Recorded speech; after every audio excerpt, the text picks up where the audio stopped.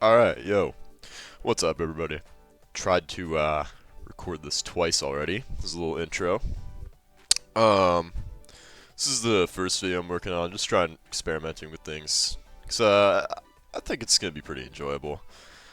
But want to make a chill little video, kind of explaining an effect I made in the level, cause I got requested it a lot.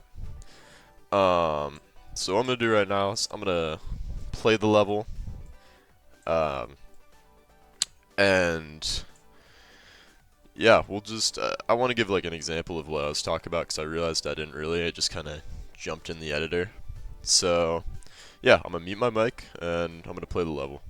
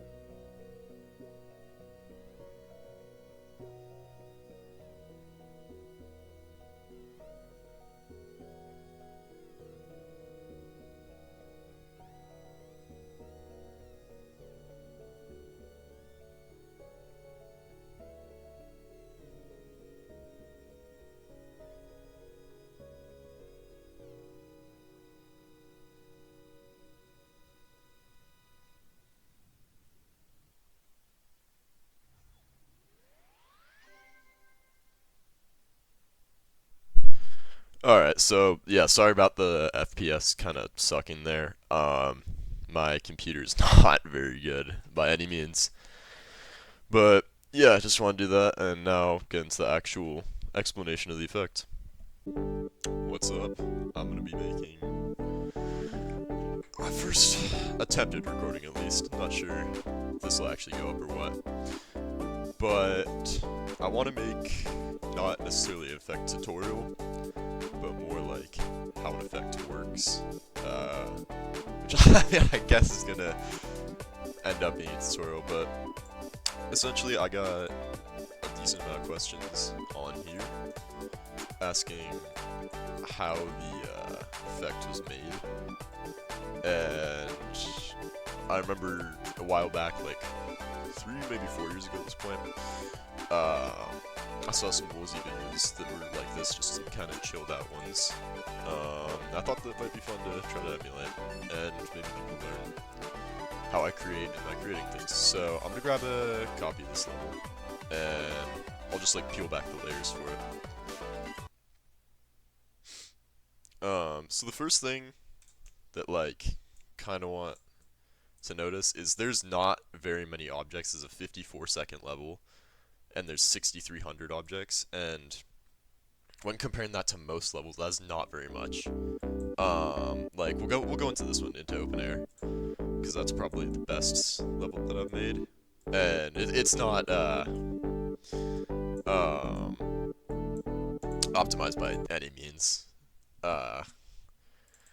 But it's got yeah almost 40,000, almost to the base object limit in only a minute and 22. So that's about 30 seconds longer. Um, so yeah, Event Horizon does not have very many objects. So people may be wondering how you can make an effect, and this is probably gonna lag because this computer sucks. How you can make an effect like this with a level that's 54 seconds or 52, however long, and has 6,000 objects. So now actually getting into the thing, enough yapping, bruh.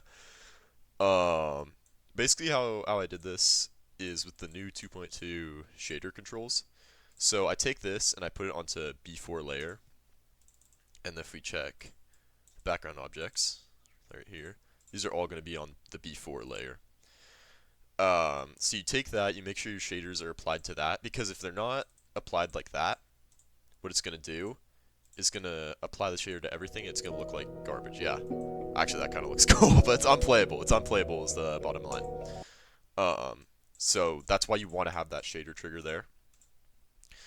Then the next thing, how you get that huge like event horizon effect kind of is you got to take the bulge trigger, goofy name, bruh. Rob Top, you naming things like edge trigger and stuff. Come on now. You take that and then you scale it up a lot. Like 5.0 is way more than it should be. 1.0 is the technical max that he allows you to do, but you can overscale it right here. And as I said, that creates that big like bulgy effect. And I made it so when you turn on the LDM, it takes that away. So I'll go onto the LDM and I'll check that out. So much different effect when you just have the radial blur and no bulge effect. And then the radial blur, what that does, let's take that away and play the level.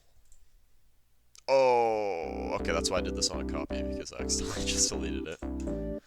We'll take that one, we'll play this.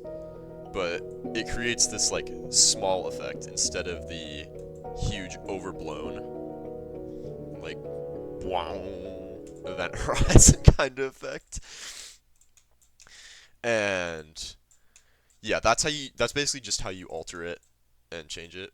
But what it looks like without any shaders, it looks like this, and it still looks pretty cool. But you can tell the effect is a bit lazier, not nearly as cool. So basically, how I did that is there's 3 different layers of things here. There's these, which honestly don't add too much to it. You could probably take those out and it'd be fine. But the real like meat, I guess, of it is this grouping, which is moving ever so slightly, and then this one, which is moving at a different speed. So it creates a parallax. So you can see that it looks like this one is much closer than the one in the back. Yeah, and that's just essentially how I made the effect in the event horizon. Go check out the level, because even though it's pretty lazy, I'm decently happy with it. So yeah, if y'all or just anybody's watching this, I appreciate it, because it's first attempts. And oh yeah, go play new level IO. It's with Landon. Spent a decent amount of time on this. Pretty proud of it. It's just messing around with shader effects and stuff. But yeah, feel free to make copies of people's levels and check shader effects. That's how I initially learned how to do all the swirly effects and stuff. Yeah, just try to be creative. Alright, well, hope everybody that is watching this enjoyed it. Let me know what videos in the future want to do. I kind of want to do some,